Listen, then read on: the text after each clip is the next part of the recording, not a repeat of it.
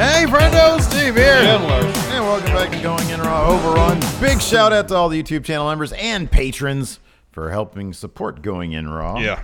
Without you guys, we couldn't do it. Couldn't do. We couldn't do. Couldn't do. No do. Not do. Anyways, how'd you feel about the show today? It was all right. Yeah, I think it was a good show. Some good laughs, I guess. Some good laughs. Some good laughs. Some good discussion about Hannibal. Yeah. Yeah, very, like I said, a very forgettable movie beyond that one. That Very one scene's great. Unforgettable scene. Scene's great, man. You know, if you can make a movie, it's a miracle. If you can have a lasting scene, that's a double miracle. Yeah, man. You know, if you can make a great movie, that's like impossible. Pretty much. You know. Yeah, it's a tall task. Yeah, only one person really, Stanley Kubrick, was capable of making a truly great movie. Consistently, yes. Mm-hmm, exactly. Many have made a single great movie, but very few have made an entire oeuvre of great movies. There's Francis Ford Coppola, who made he was like a 20% KDR. He killed it 20% of the time, but 80% of the time, yeah, turds. Like he had, it was like a game came out and he was really good at it when it first came out, and they released some patch that fixed some issues, and then he was garbage. Yeah. And then the patch was released after Apocalypse Now. Yeah, exactly. Because I don't think he's done anything noteworthy of much merit. Did you ever see Twixt? No, man. Oh, man. No. What a shit show that movie is. I just never. Which one was that? The train station one? No, that was the one that was had Scorsese. That was the one that had. Yeah, I saw that one. Hugo. I wasn't really Hugo. that Which into was that. Twixt.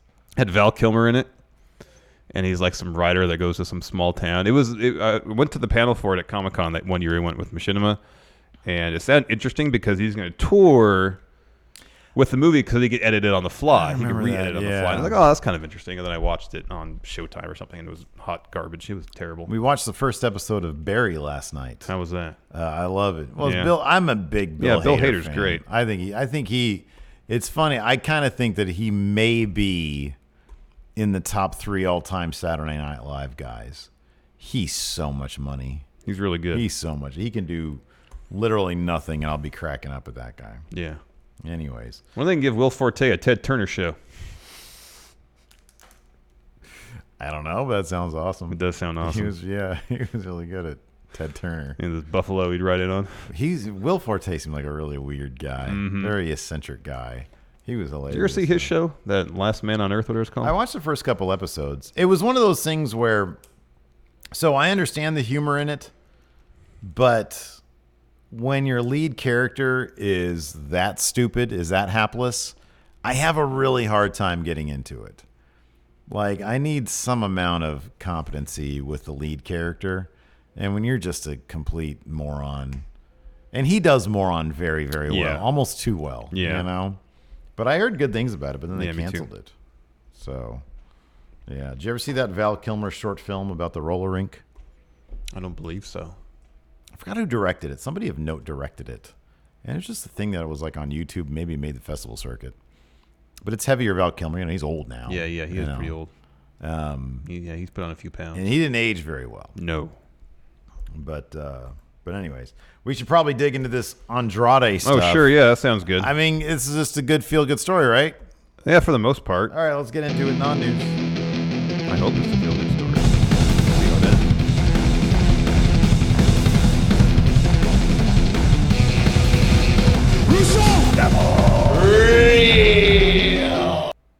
Non-news. Non-news. This is from the Wrestling Observer newsletter. Quote, Andrade has gotten high marks from everyone of late. He's gotten great reviews from the live event producers, and the talent is also a great general rule, really positive regarding his ability. He's pretty much become universally loved. Vince wants to push him, but does feel his English is going to hold him back. Through talent relations, they've given him an English tutor to speed him up in that regard.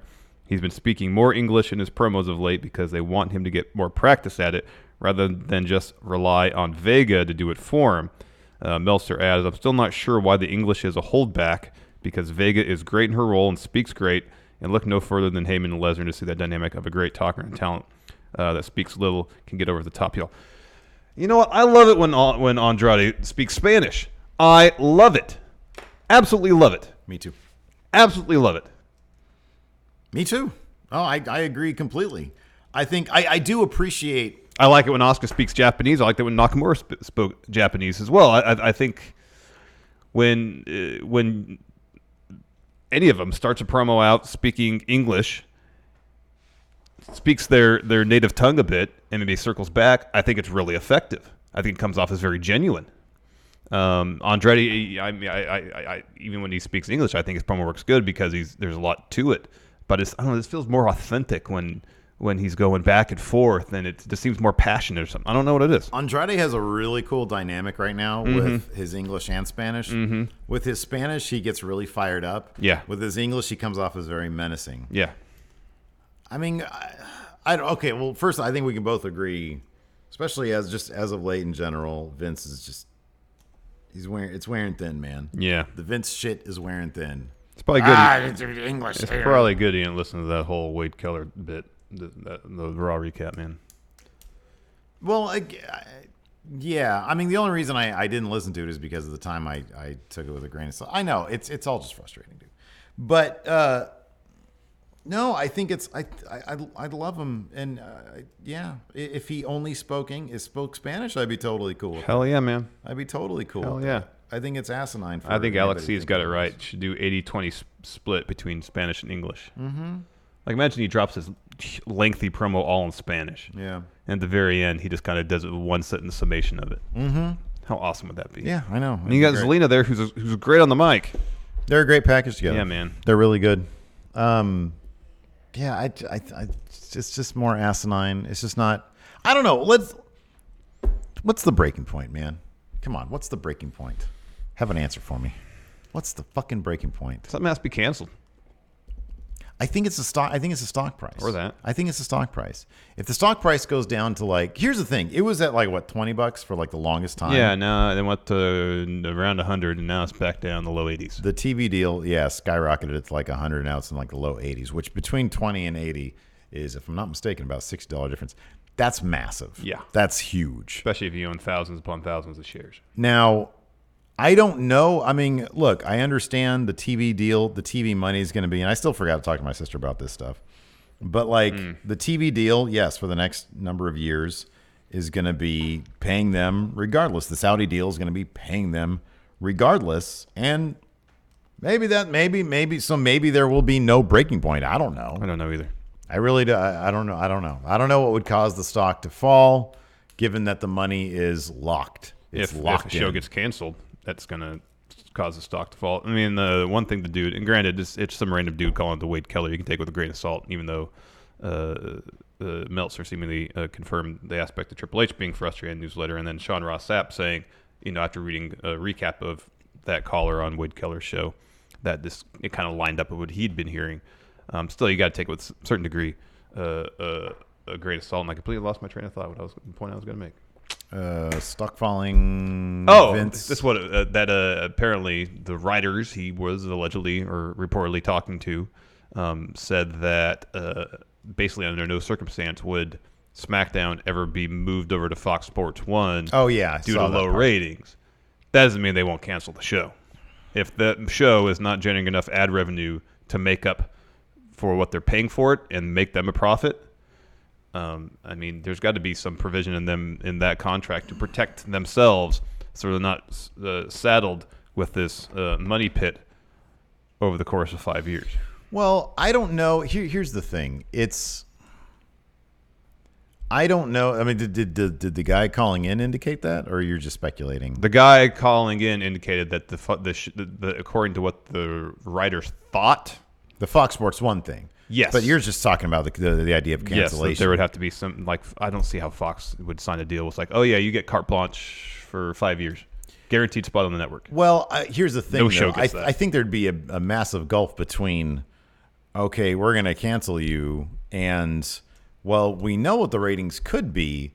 Let's start figuring. Okay, so for example, when WWE was on thin ice with USA. And USA started saying, okay, we need approval of these scripts first. Yeah. If they start meddling more, which I think is more likely than them just saying, okay, you guys can't figure it out, we're canceling it. No. It's canceling wouldn't be the first step, obviously. When the networks start meddling, that might, I mean, the networks might damn well say Vince needs to be either gone or hands off because we're paying you a lot of money and we think that's a problem. Yeah. I have no idea what kind of line in the sand there would be. It's either Vince is gone or we cancel, or Vince is gone or we're sending in our people. I have no idea, but I think that's a possibility if the ratings sink so low that USA or Fox or both start getting a lot more hands-on, and then they make the determination it's not working the way it is. It's not working the way it is. Something has to go, and the man in charge is Vince. I don't know. They demanded the script approval before. Yeah. I don't see why they wouldn't demand it again if things got so bad. I don't know. Yeah, I don't know. It's all a mess. It is a mess. There's got to be a breaking point between now and. I don't know what. If All Elite is gonna, I don't know what level of success All Elite would have to have, if they are going to be, if it's possible to be comparable, if it's going to make a difference. I think it's all going to be on WWE and their ratings. If the ratings continue to sag, then that's going to be an issue, and USA and Fox are going to reach out and say, hey. We're gonna start doing stuff here because we have too much money on the line. Yep. But I just don't know what that point would be in terms of the ratings. I mean, if it's true that there was that one tweet that was speculating that there was more commercials on Raw because of make goods because of bad ratings, that's going to be an issue. Yeah, it's going to be a massive issue. So I don't know. It does feel like there is significantly more problems right now than there were in the past. It really does feel that way. And that's kind of like the overall vibe that the dude who called him the Keller Show said is like they feel like the writers do. The general idea is that this is the worst it's ever been. Yeah. It'd be interesting. Apparently, Wade Keller was saying in his VIP section, which is a subscription-based aspect of his PW Torch thing, that he's got a bunch of interviews with past writers. And one thing he makes a point of saying is everything the dude was saying who called in was that completely is in tune with what he's been hearing for years from former writers. And Sean Ross Sapp said the same. Yeah. I mean, like the environment backstage. I mean, it's been toxic and chaotic and a mess for years, and it's pretty well known. Yeah. So. Yeah, Alex C has a good point. He says, I've been watching wrestling consistently for the last 4 years. Talks of WWE being in trouble have never been higher in those 4 years than now. And I think I think that All Elite has maybe just put a bigger spotlight on the situation. But it's out of freaking control, man. It is. So yeah, it really is. D Miter, I apologize that I skipped over your questions. There was just a lot of you post a lot of questions in a row, and so sometimes when you do that, it makes it easier for me to gloss over them. So I apologize. Maybe fewer questions, more like figure out just like maybe 2 questions that you really want answered as opposed to like a series of them. Yeah. That'll probably get my attention better. Yeah. So yeah. I mean, again, I go back to this. You're in a bad state when you're signing everybody and you have to bring in Goldberg. I know. You know? Because you haven't made any stars big enough to please the Saudi government. You have to bring in or casual Goldberg. Wrestling fans. Or you got to bring in Goldberg. Yeah. That's bad, man. Bad. That's bad. It's real bad. Yeah, they should have put Undertaker out to pasture a long time ago. If it wasn't the end of the era match, have like one more. He puts, I guess that was the idea of having Brock beat him. Mm-hmm. He owns the streak now, so whoever beats Brock is a huge deal. By the time someone actually kind of definitively beat Brock, I guess, well, the person who definitively beat Brock was Goldberg. Mm-hmm. He's the only person really who's definitively beat Brock. Yeah. Clean, the middle of the ring. Legit, no low blows. Yeah. No chairs, no distractions, nothing. Yeah. Rich Nason says, I have to know the intro to non-news where Finn says, real. He says, is it really Finn, or did Larson dub his voiceover? It's really Finn, but I think it's a great idea. Real. Yeah, Geekdown Nation says they have wrestlers that could be huge. Literally 80% of their roster could be massive main event stars. I don't know. Yeah, I don't know if there's any. I don't know if there's another Stone Cold or Rock or John Cena on the roster, but you don't know until you put them in storylines where they can showcase what they can really do. I know. And give them an real opportunity to showcase who they are and what they can really do. And you know how that's like totally valid is if you go back to 1997 or 96 and you see The Rock's debut as Rocky Maivia, you don't see any of it. You don't see a damn bit of it until they let him do. Until they let him showcase his personality. Yeah, yeah. And all those dudes that they signed, the reason why they sign those people who make it big on the indie ranks is because they go out to the indies and they dazzle crowds of 200, 300, 500, 1,000. And through their natural charisma, you think that with some polishing, they can't be in the same spot. Of course they could. Yeah. They could absolutely be in the same spot. The depth of talent has never been better, I feel like. Like, there's not the huge names as there was in, 2002, 2003, once the WCW holdovers came in. But by and large, like Hogan and the Outsiders and a lot of the older WCW talents who came in were well past their prime. Scott Steiner. Booker T still had a lot of really good years left in him, as we saw in WWE. He had some pretty good runs. But a lot of the older names, they were well past their prime. They really couldn't wrestle the lick. Everybody in WWE basically is capable of putting on an amazing match if given the opportunity. Yep. Combine that with, you could tell, just watch the mixed match challenge stuff. People who get no TV time, who get the most boring pro opportunities on main roster TV, put a mixed match challenge, like, oh my gosh, this person is endlessly charming. Yeah. Remember that one day they let Apollo Crews shine through with my gosh, and it was amazing. The pose off bit. It was amazing. I know, it was great. It was great. Yeah. It's the most frustrating part for me. I mean, I understand some of the constraints the wrestlers have to deal with in terms of what they can do in the ring. I get, especially when you're wrestling 200 plus days a year, you can't be doing all these crazy moves. I understand that. Yeah. But it seems if Vince would just fucking let go of his iron grasp on everything that's to do with the company and let these talents, these wrestlers, showcase just who they are and forge a real, genuine connection with the audience, he'd be making money hand over fist. I know. We've been saying for years, Bray Wyatt is a license to print money. Yeah. They can be making so much money off Bray Wyatt. How far down have they buried him? And yet still, just through force of personality, people want him to succeed. He could still be a main eventer. Yeah, we'll get into that more both on the Friday news show and probably Count Out, because seemingly venting our frustrations about Vince is good business for us. So we'll continue on with it. That's a good point. Let's see here. A couple people here in chat. Zach Stopa, today's the day. He's finally going to be out of high school. He's graduating today. Huge. That's awesome. Huge. Congratulations. He asks, how should he celebrate? Safely? Yeah, safely. Didn't you say, Zach, that you're going to do some sort of all-you-can-eat steak type thing? There you go. Is that for your birthday? There you go. Regardless, something along those lines, because you really can't go wrong with, assuming the steak is quality. All-you-can-eat red meat is a form of celebration. This is totally true. Alex C. says, Vince is at a point where him going to war with a rival promotion, he'd rather litigate them all to hell rather than actively compete, and that's true. Yeah. He'd rather book shows against All Elite. He'd rather try to poach talent. He'd rather, all the underhanded shit that doesn't include any actual creative reflection. Yeah. That's what he's going to do. Yep. Because that's probably the easiest thing for him to do. Yeah. Is just throw around a bunch of money and get a bunch of lawyers. Yeah. Rather than saying, okay, what if I step back and evaluate the quality of my product, what can we change about it? And it's something if we go through the count-out idea that I pitched you this morning, it's a bummer because Vince got to where he is now not by playing it safe. Yeah.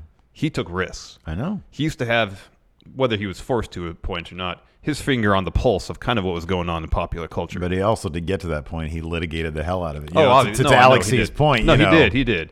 Just shady-ass business moves. Oh, totally. But he also recognized talent. He did, but the rock and wrestling era, the storylines were a product of what was going on culturally. Sure. Same with the Attitude Era. Sure. And granted, the Attitude Era, his hand was forced seemingly a bit. He had to have his eyes open, but the rock and wrestling, the Hogan era, that seemingly was by and large his idea.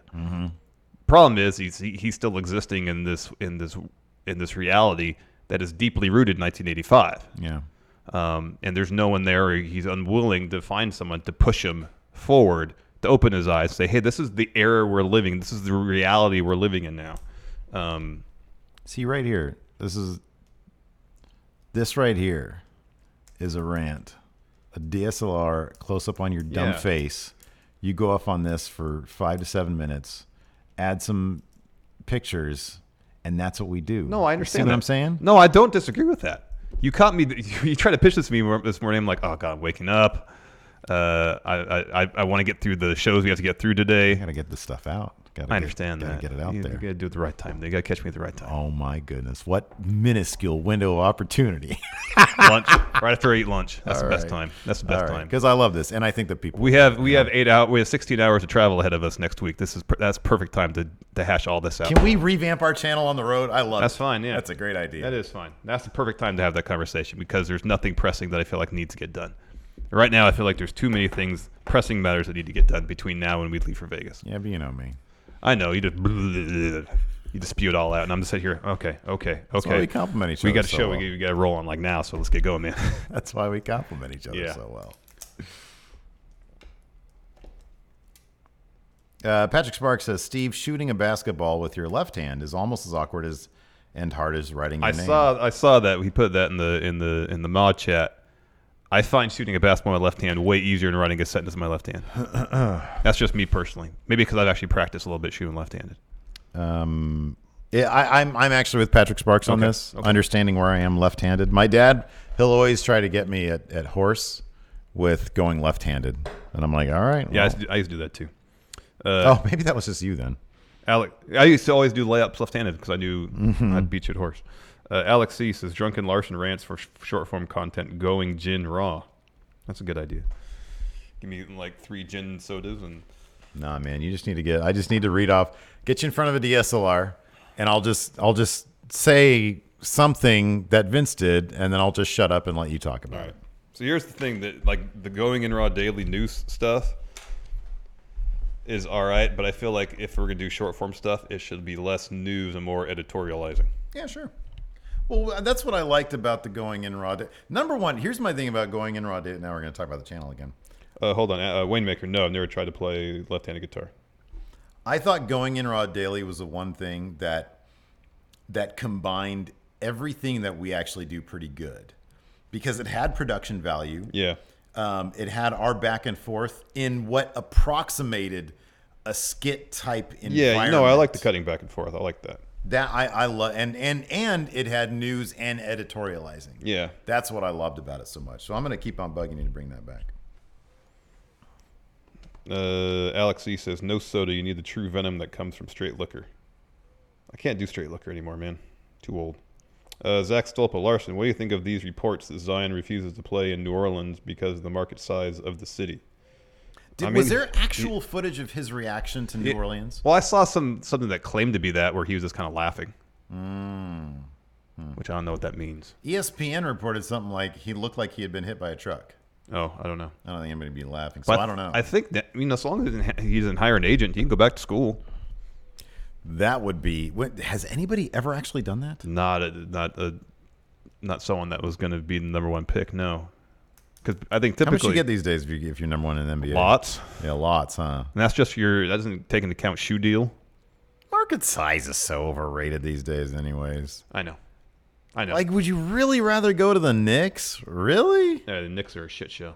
They're terrible. 40 million says Geek Nation. Yeah, $100 million shoe deal, and that's regardless of what city you go to. Yeah. Like, I'd rather revive... And New Orleans is a great community. Like, man... They'll fall in love with you. That's what I've heard. I just wonder if he thinks it's a toxic atmosphere because of the whole Anthony Davis thing. Anthony Davis, it's like, I want out. Nate Morris says, I didn't receive my chat trivia prize yet. I will get on that today. Didn't I have to redraw his because I didn't know where the Sasha thing was? Yeah. I put it. But like Russell Westbrook is one of the top stars in the entire NBA, and he plays in Oklahoma City, which is a much smaller market than New Orleans. Oklahoma City might be the smallest market in the NBA. Yeah. And everybody knows who Russell Westbrook is. He's got a massive shoe deal. I think his jersey sells really well. Mm-hmm. I'm sure he gets tons of endorsement opportunities. I think he gets some nationwide, obviously with Jordan, but also regionally. I didn't lose another Nate Morris drawing, did I? That'd be weird. Yeah, I don't know. Zach Stolpa says, I think it's just media that's angry the Lakers or Knicks aren't getting Zion. They want the big markets to get all the stars. I mean, it moves papers, and I'm sure the NBA would have liked that. I'm telling you, man, David Stern, shadow government. He wants all the big markets to win. Well, you just got to look at how the Knicks have been run the last 10 years. No, that's not That's true. And the Lakers have It's been a lot longer than 10 years. It's been a while, I know. Tim Spulak asks, can I snag a camera from you Friday morning for a possible Sting and Booker T intro? Yeah, I've got no problem with that. We'll bring our little camera. Yeah. Nate Morris, I think the Pelicans might have a bad rap that they didn't try to get Boogie back hard enough. I don't know, man. He was hurt. I understand why, and there wasn't any team that wanted to invest huge money in a center who just come off an Achilles tear. Is he going to be one of the all-time should-haves like Boogie? Because that dude is talent incarnate. Mm-hmm. Yeah, he is all talent. But he's also a locker room cancer. Yeah, yeah. And an on-the-court cancer, to be honest with you. Yeah. Nobody likes playing with him. No. And he's had a lot of mileage. That's the thing. I think in New Orleans he was playing a ton of minutes, and they were speculating that's why he had the Achilles tear, and then he just tore his quad muscle. Yeah, in Golden State. Enforcer asks, who's reading Howard Stern's new book? I read bits of an interview with him, and apparently, he went through therapy and started reflecting a ton.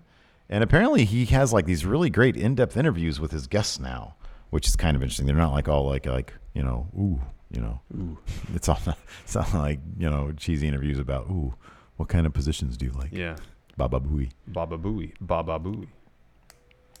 Yeah. I don't know. I'll see if there's maybe when they make a movie out of it, I'll watch that. So I never read Private Parts. I just watched the movie. Yeah, me too. That was a reasonably enjoyable film. That Sirius XM deal paid him tons. Oh, I know. I think it's still the last 2 years. It's $90 million a year. Patrick Oliva says Stern just did an hour about Dogman on Wednesday. Oh man, I might have to seek that out. I always like Stern. Yeah, me too. Alex C says I need to make a quick recommendation of a new TV show, The Virtues by Shane Meadows. If you can find the first episode, it just aired and has a lot of promise. Interesting. I prefer to do binge watching, so if I hear something good, I'm like, okay, I'll just sit it out. D Minor, we did read I meant to mention this. I did read your ideas. Thank you very much. They seem very well thought out, and I like some of them, so we'll see. But thank you for that. What do you think of Adam Mayhem's open challenge? It's interesting. I like his hair. It's grown out. I think it looks good. I think his hair looks cooler. I like that. I like when I run the video, it doesn't automatically play the audio because I don't want to hear him talk. Why? Because he's Adam Mayhem, and I really don't want to hear him talk. D Minor asks, I'm DJing this weekend. What should my DJ name be? DJ Minor. That seems obvious. Yeah, DJ Minor. Yeah. Or you can go the other way, DJ Major. There you go. Make sure nobody has that already, though. Just don't reverse it so it's Minor DJ. You don't want to do that. You can say Major DJ. Yeah, you can definitely do that. Mm-hmm. Oh, gosh. Geeked Out Nation. 500,000 signed Game of Thrones remake final season petition. Thoughts? Wish people would dedicate that sort of level of passion to something that really mattered. I know. Get a blog. Do a vlog on YouTube. Fantasy book. It's fine. You can fantasy book. But really, you're an asshole. All the jacked up shit that's going on in the world. And that's what you give a shit about? Really? Yep. Guillaume says, if I could pro wrestle, I'd challenge Adam Mayhem so I can call the number one contender. Austin Luff, any streams tonight, Steve? It all kind of depends on my mood. There's a lot that I want to get done. So maybe not. Given that the fact that I don't have to watch any wrestling tonight increases the possibility. I am literally, my next stream will be affiliate because I've checked off the other 3 boxes. So next stream I'll be affiliate. Congratulations. It's a great honor. Doesn't really mean dick. I can start accepting subs. I can make a couple of emotes now, probably of my dog.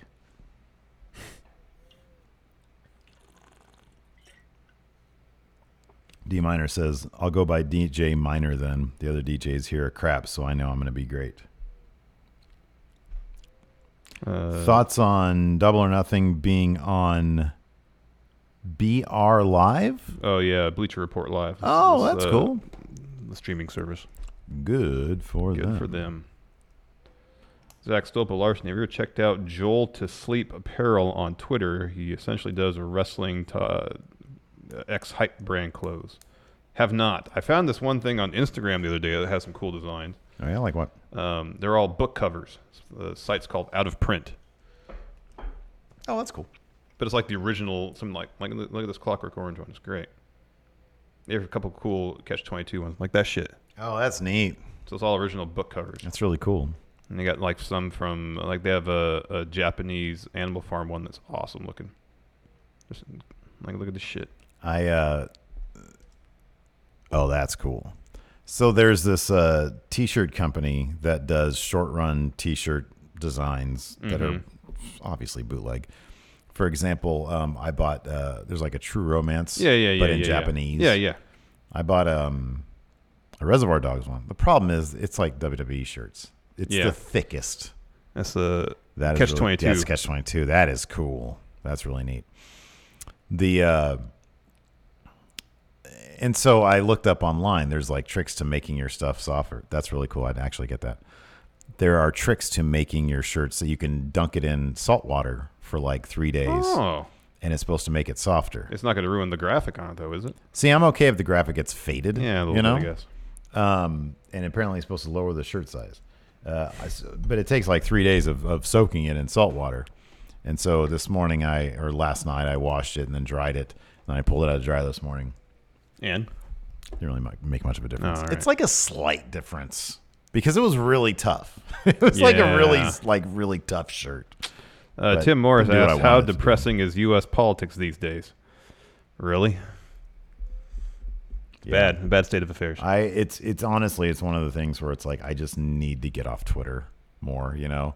It's like, I totally understand the desire to be informed, but man, it's so bad. I'm not going to say it's been bad. It seems like it's getting worse. God, I just want things to be kind of normal again. People are going crazy out there.